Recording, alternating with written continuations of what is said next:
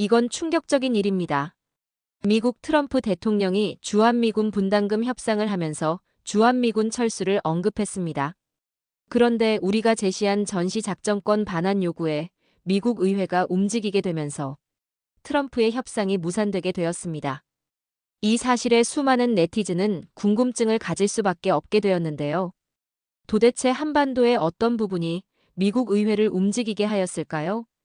그리고 역사적으로 우리나라의 지정학적 중요성이 어떻게 표현되었을까요? 그 충격적인 이야기 시작해 보겠습니다. 그 전에 잠시 2초만요. 구독, 좋아요, 알림 설정은 영상 제작에 큰 힘이 됩니다. 트럼프 대통령은 한국에 주둔한 미군을 돈 낭비라고 생각했습니다.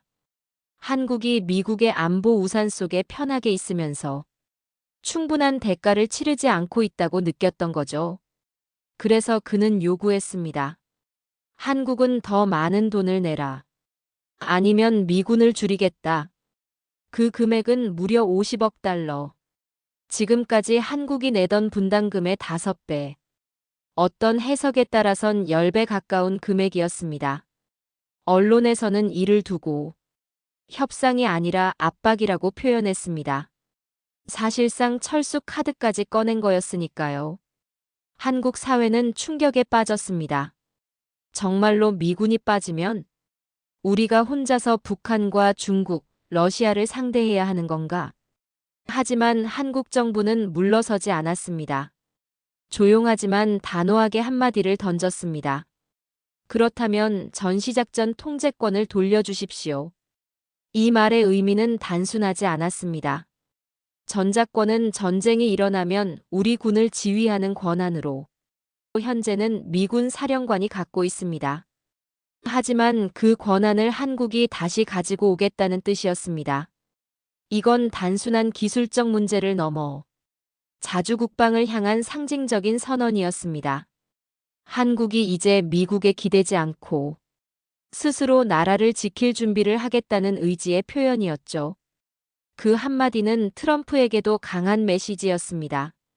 당신이 협상 카드로 주한미군을 쓰려 한다면 우리는 자립이라는 카드로 맞서겠습니다. 트럼프의 파격적인 요구는 한국에게 위기이자 기회였습니다.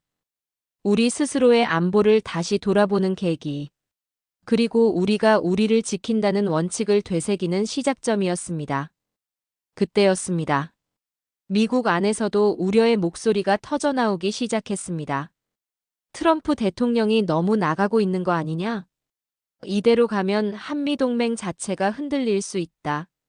그 걱정은 백악관이 아닌 바로 미국의 의회에서 시작됐습니다. 상원의원, 하원의원. 미국을 움직이는 또 하나의 축이죠. 그들은 이렇게 말했습니다. 주한미군은 단순히 한국을 위한 존재가 아니다. 미국의 전략적 이익과도 깊게 연결돼 있다. 그래서 결국 의회가 직접 법으로 움직이기 시작했습니다. 미 상원 군사위원회는 7월 11일 2026 회계연도 국방수권법안에 대한 표결을 실시해 가결 처리했습니다. 그 법의 이름은 국방수권법. 미국의 모든 군사 전략과 예산이 담기는 중요한 법안입니다. 그 NDAA 안에 다음과 같은 조항이 명확하게 들어갔습니다. 한반도에서의 미군 감축이나 전시작전 통제권 전환 같은 조치는 미국 국익에 부합한다는 국방장관의 보증 없이는 절대 허용할 수 없다. 한마디로 대통령 마음대로 주한미군을 줄이지 마라. 전작권 넘길 때도 미국에게 해가 되는지 아닌지 철저히 따져봐라. 이런 의미였습니다. 트럼프가 너무 멀리 나아가자 의회가 브레이크를 건 셈이었습니다. 이 조치는 한국에게도 큰 안정감을 줬습니다. 그리고 한국의 발빠른 조치에 대한 호평도 있었습니다. 미국은 왜 이런 결정을 내렸을까요? 미국이 두 손을 들 수밖에 없는 근본적인 이유를 살펴보겠습니다. 한국은 지정학적으로 중요한 나라입니다. 2020년 미 합참의장 마크 밀리는 말했습니다. 주한미군은 단지 북한을 견제하기 위한 것이 아니라 미국의 동북아 전체 안보 전략의 핵심 축이다. 이 발언은 미국이 한반도를 어떻게 인식하고 있는지를 보여주는 결정적 단서입니다. 그렇다면 한국이 핵심 축인 이유가 무엇일까요? 네 가지로 분석해 보겠습니다. 첫 번째, 한국은 동북아 패권의 정중앙입니다. 한국은 북한과 중국, 러시아, 일본에 둘러싸인 전략적 고지입니다.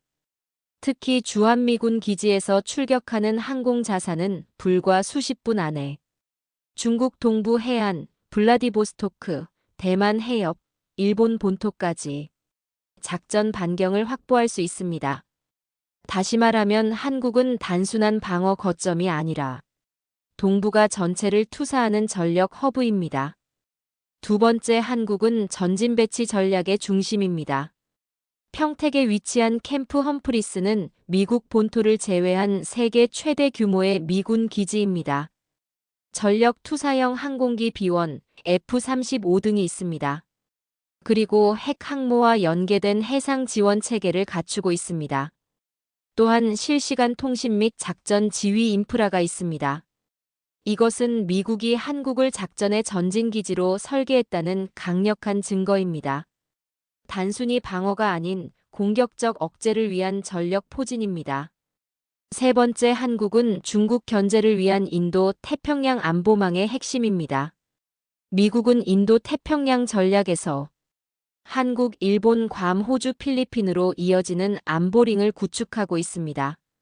다시 말하면 안보 시스템이 연결되어 있습니다. 이 중 유일하게 실전 배치된 지상군과 첨단 미사일 방어 체계인 사드, 그리고 연합 지휘 체계가 존재하는 곳이 바로 한국입니다. 네 번째, 한국은 동북아의 눈과 귀입니다. 한국은 단순히 무기를 배치한 곳이 아닙니다. 오산기지의 U2 정찰기, 군산기지의 글로벌호크, 피스아이. 이 모든 첨단 정찰 자산이 북한뿐 아니라 중국과 러시아의 움직임까지 24시간 감시하고 있습니다. 이 말은 곧 한국은 미국의 전략적 감각기관 역할을 한다는 뜻입니다. 마이클 플린 전 국방정보국 국장은 다음과 같이 말했습니다.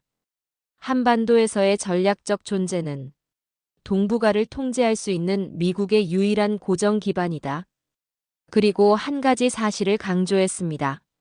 미군이 육군, 해군, 공군을 동시에 장기 주둔하며 운용할 수 있는 기지는 미 본토 외에는 한국 정도뿐이며 한국은 오키나와보다 중국 본토에 더 가깝다는 것입니다. 한국에는 오산 군산 공군기지, 평택 캠프 험프리스, 부산 진해 해군기지가 있습니다.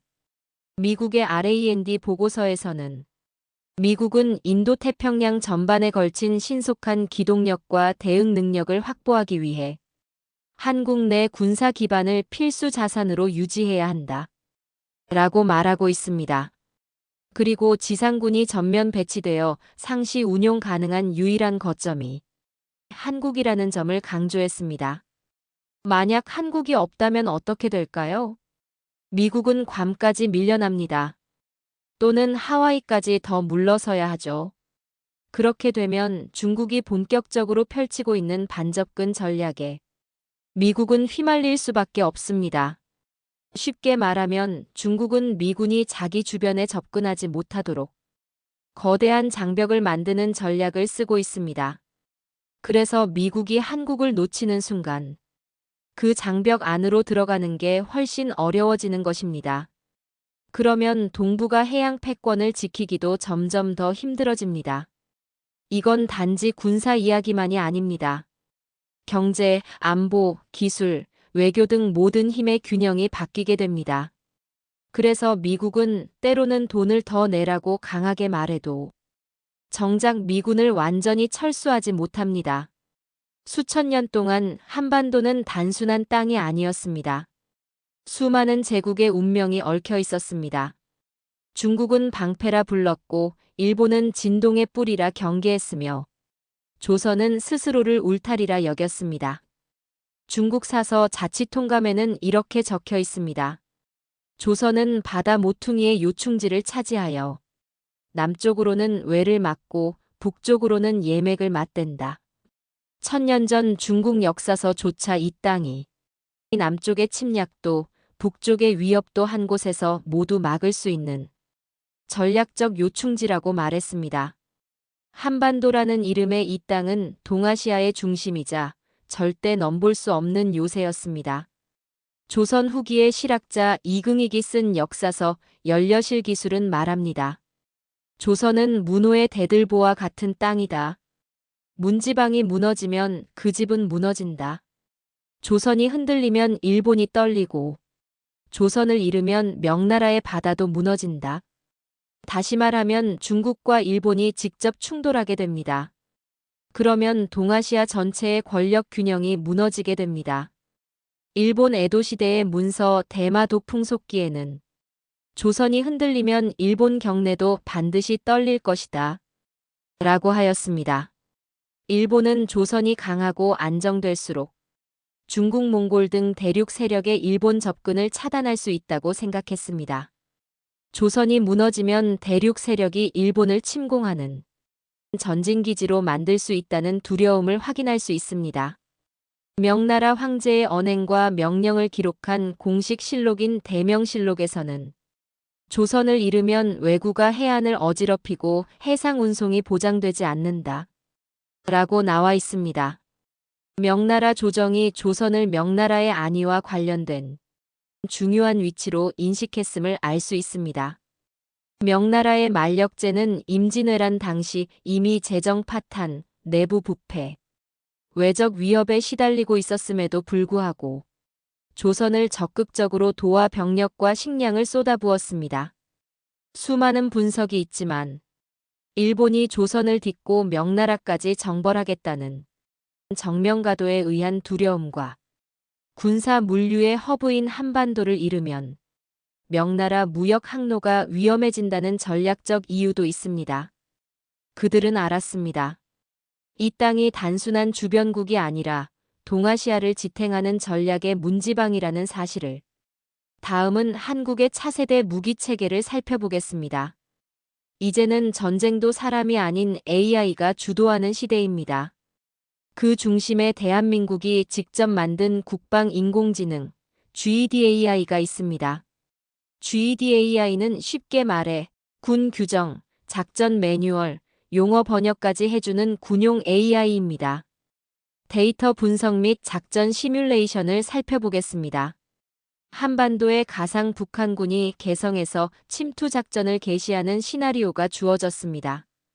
기존 시스템에서는 분석에 최소 30분 이상 소요되었지만 GEDAI는 5분 만에 가장 유력한 침투 경로 3곳을 예측해냈습니다. 미군 전략사령부 분석관은 다음과 같이 말했습니다. 이 속도면 실전에서도 유용합니다. 기존 지휘통제 시스템보다 훨씬 빠르고 정확합니다. 실시간 전장 상황 판단. GEDAI는 실시간으로 무인 항공기 및 감시 레이더 데이터를 분석해 적의 움직임을 감지하는 역할을 수행합니다. 시뮬레이션 과정에서 GEDAI는 북한군이 기존 예상과 다른 우회 경로를 통해 접근하고 있다는 점도 감지했습니다. 이는 기존 정찰 시스템에서는 놓칠 가능성이 높았던 부분이었습니다. 한국군 합동참모본부 작전과장은 다음과 같이 말했습니다. GEDAI가 아니었다면 우리는 이 움직임을 훨씬 늦게 파악했을 겁니다. AI가 전장의 판도를 바꿀 수 있다는 것을 실감합니다. 2025년 3월 한미연합훈련 자유의 방패에서 실제 군사작전 환경에 GEDAI가 투입됐습니다. AI가 지휘관 옆에서 상황을 정리해주고 결정을 빠르게 내릴 수 있도록 도와줬습니다. 이제 AI가 전쟁 준비를 같이 하는 시대가 온 겁니다. 한국군은 이 기술을 더욱 발전시키기 위해 차세대 방위 시스템과의 통합을 추진했습니다. 그 핵심은 바로 KNC3 프로젝트였습니다. KNC3은 AI 기반의 차세대 지휘통제 시스템입니다. 육군, 해군, 공군과 실시간으로 데이터를 공유하고 자율 드론, 무인 전투 차량, 사이버 방어 시스템과 연계합니다. 이 프로젝트는 한국군을 기존의 전통적인 지휘 체계에서 벗어나 AI와 네트워크 중심의 지휘 통제 체계로 변화시키는 것이 목표였습니다. GDAI와 드론 전투 군단의 결합. GDAI의 또 다른 핵심 활용 분야는 드론 전투 군단이었습니다. 한국군은 수백 대의 자율 전투 드론을 GDAI와 연결하여 AI가 직접 전투를 지휘하는 개념을 개발하기 시작했습니다. GDAI와 연결된 AI 기반 무인 전투 드론은 적군의 움직임을 자동 분석해 최적의 타격 지점을 선정합니다. 이 방법은 기존의 유인 병력 의존도를 줄이고 첨단 전투 효율을 극대화합니다. AI와 드론이 결합하면 한국군은 전 세계에서 가장 빠르고 정밀한 전술 운용이 가능해집니다. 최근 뉴스에서 한국은 아파치 헬기 수입 대신 드론을 더 생산한다는 소식이 들렸습니다. 이것은 방금 말한 내용과 관련이 있는 것으로 보입니다. 위성 통신망을 활용한 군사 네트워크 보호. GDAI는 적국의 사이버 공격을 사전에 탐지하고 즉각적인 대응책을 생성하는 역할을 수행하며 한국군의 사이버 방어력을 세계 최고 수준으로 끌어올릴 가능성을 보여주고 있었습니다. 이제 전쟁은 단순한 무기 경쟁이 아니라 AI를 얼마나 효율적으로 활용하는지가 승패를 좌우할 것입니다. 그리고 그 최전선에 대한민국의 GDAI가 있습니다. 우리는 수천 년 동안 이 자리를 지켜왔습니다. 누구도 쉽게 빼앗을 수 없었던 이 땅. 이제는 우리가 그 가치를 다시 기억해야 할 때입니다.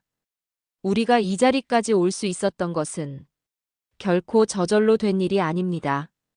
누군가는 추운 철책선에서 밤을 새웠고 누군가는 먼 나라에 흘린 땀과 노력으로 나라 경제를 일으켰습니다. 그리고 또 누군가는 조용히, 묵묵히 자식 세대를 위해 모든 걸 바쳐왔습니다. 그분들이 있었기에 우리는 지금 전쟁이 아닌 평화를 말할 수 있게 되었습니다. 그 시절 한국은 도와달라는 나라였습니다. 그러나 지금은 함께하자고 말할 수 있는 나라가 됐습니다. 그 변화는 그냥 온 것이 아닙니다. 누군가가 이루어냈기 때문에 가능했던 것입니다. 그렇기에 우리는 오늘의 이 전략, 오늘의 이 동맹이 그저 종이 위의 약속이 아니라 세대가 쌓아온 희생과 노력의 결과라는 것을 잊지 말아야 합니다. 주한미군이 오늘도 한국 땅을 지키고 있는 건 이 땅을 지금까지 지켜온 분들의 어깨 위에 미국도 세계도 신뢰를 쌓아왔기 때문입니다. 이제는 우리 세대가 그 신뢰를 지키고 다음 세대에 더 나은 자리를 물려줘야 할 차례입니다. 한국은 조국을 지켜온 수많은 손길이 고스란히 담겨 있습니다. 그리고 그 손길은 지금도 우리 주변에서 조용히 나라를 바치고 있습니다. 고맙습니다. 그리고 감사합니다. 이야기는 여기까지입니다. 주한미군 분담금과 철수 문제, 그리고 전시작전권 발언을 통해 이루어낸 한미안보 강화. 우리는 한국과 미국이 전략적 동반자 관계를 더욱 확고히 해나가는 장면을 보고 있습니다. 그리고 한반도가 동북아시아의 중요한 전략적 요충지라는 사실을 새기게 되었습니다. 그리고 이 땅을 지켜오신 분들에게 감사를 드리는 계기가 되었습니다. 우연치 않게 듣게 된 뉴스에서 이 영상을 만드는 계기가 되었습니다. 댓글을 통하여 지적과 수많은 정보를 제공해 주신 시청자님께 깊은 감사를 드립니다. 감사합니다.